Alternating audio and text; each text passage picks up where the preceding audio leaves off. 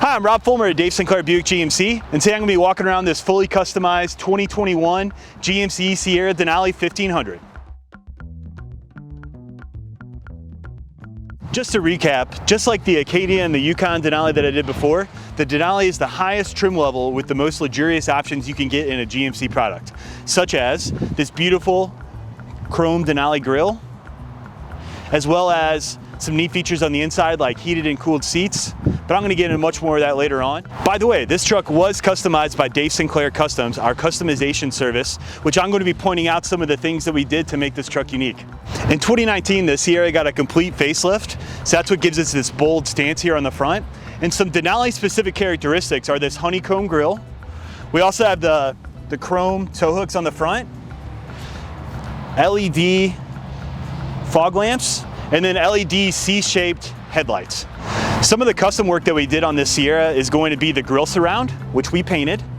It also comes with the blacked out GMC, which can be ordered through GMC Accessories. On our chrome deletes, we paint nearly everything. The only things we don't paint are going to be the running boards and the window trim, which we vinyl wrap.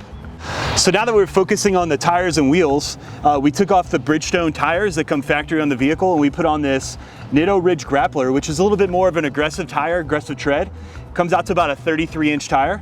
Another thing we did is we took the factory wheels and we powder coated them.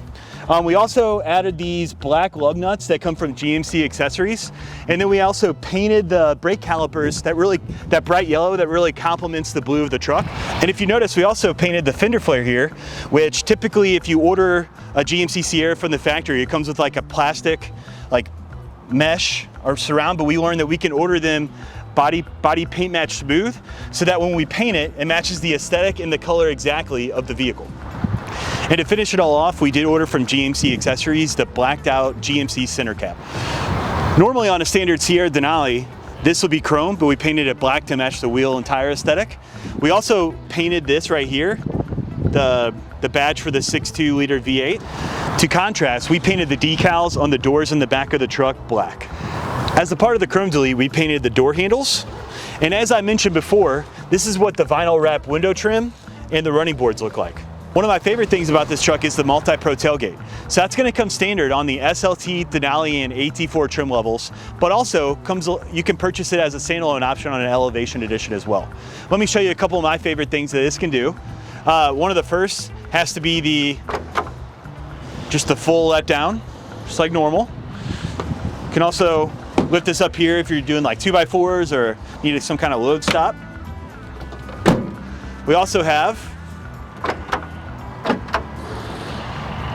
this one right here that you can lay this down, and then it can support up to 400 pounds. There's also a workbench option where you just press the top button and it comes down here.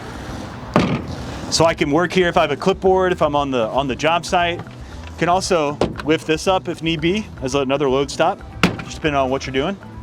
And that just goes right back to a normal tailgate.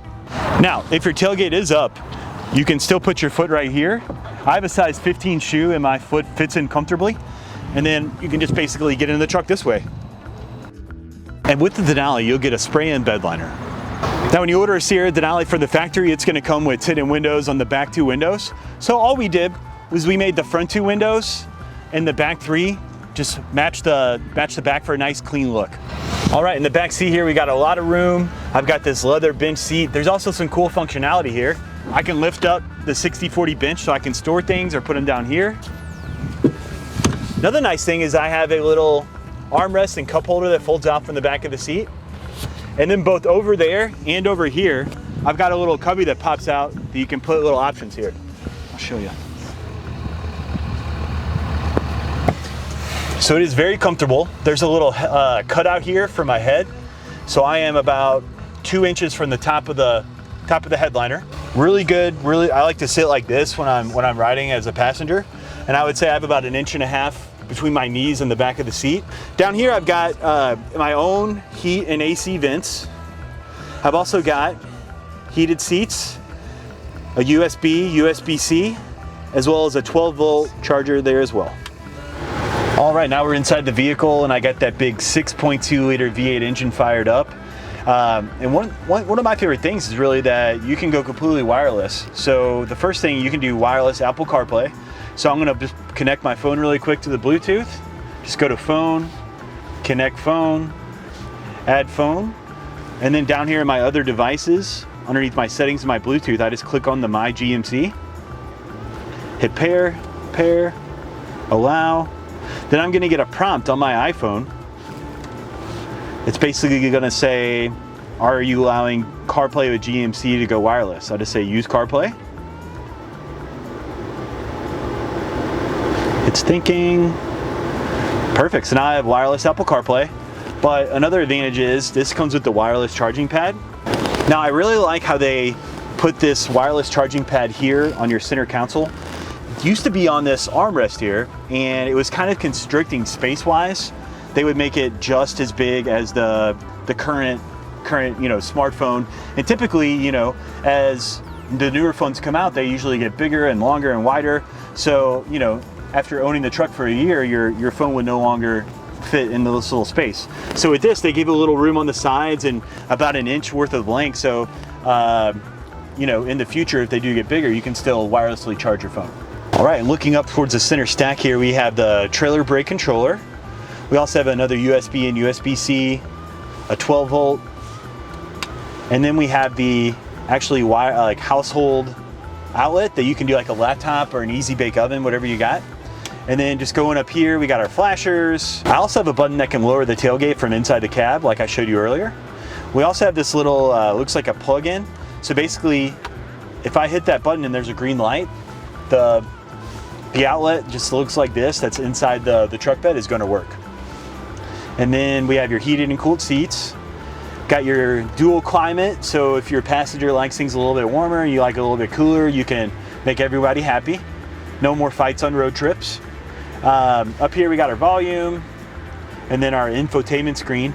So part of the GMC Sierra Denali trim level is that you get navigation inside the car.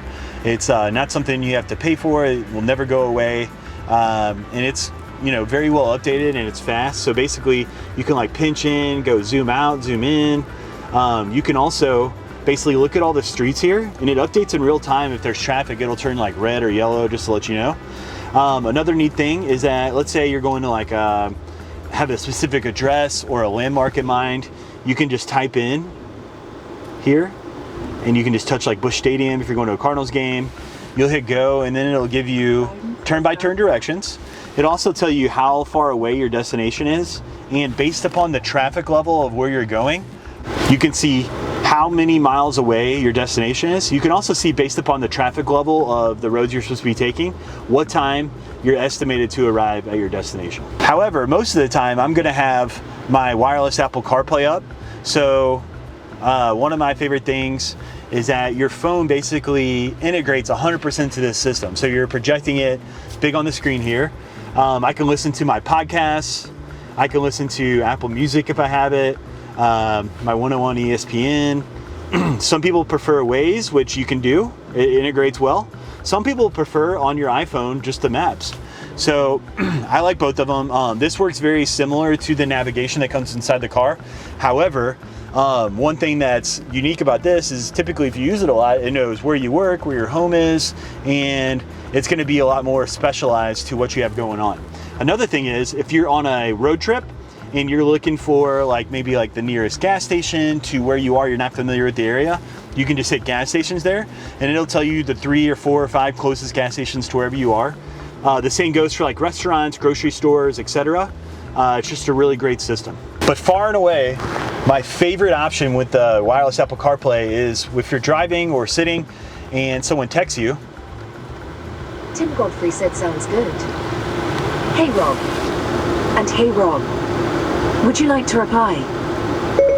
Yes. What do you want to say? Hey Tim, how's it hanging? Your reply to Tim Godfrey says, hey Tim, how's it hanging? Ready to send it? Yes. Okay, it's sent. So that is huge. So you can literally keep up with your friends and family through text while driving, while keeping your eyes on the road, and while keeping your hands on the steering wheel and your attention to where it should be. It's a real game changer. So also just looking at the steering wheel here, I've got a little ball and column that controls my center area here. Go things like gas mileage, oil life, tire pressure. It even tells you now things like air filter life percentage, as well as your brake pad life percentage, just so, you know, in between oil changes, you can kind of, you know, keep up with what's going to be upcoming.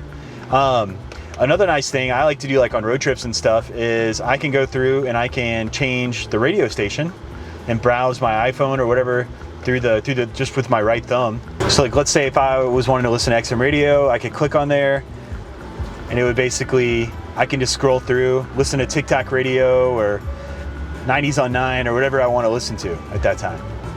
And then if I want to raise or lower the volume, I can literally take my right hand behind here and it'll lower or raise the volume.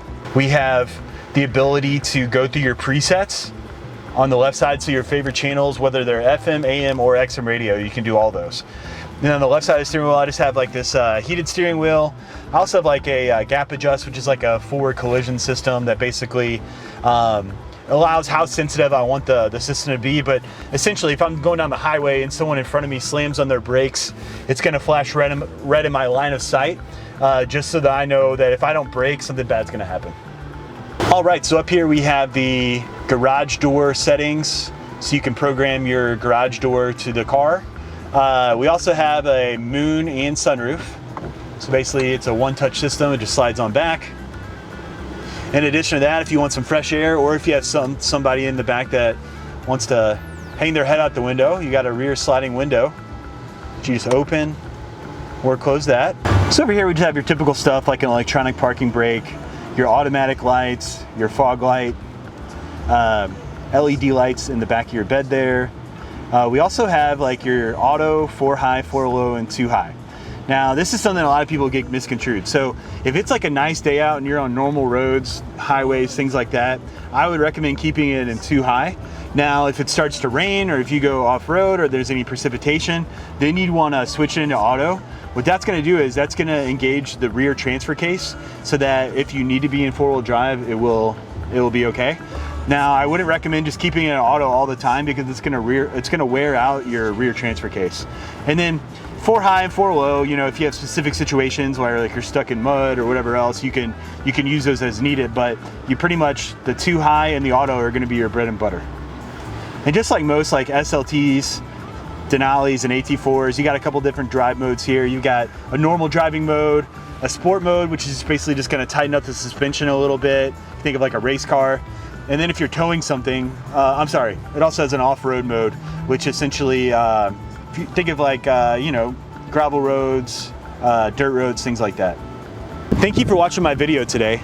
As of the publishing of this video, this truck is still available.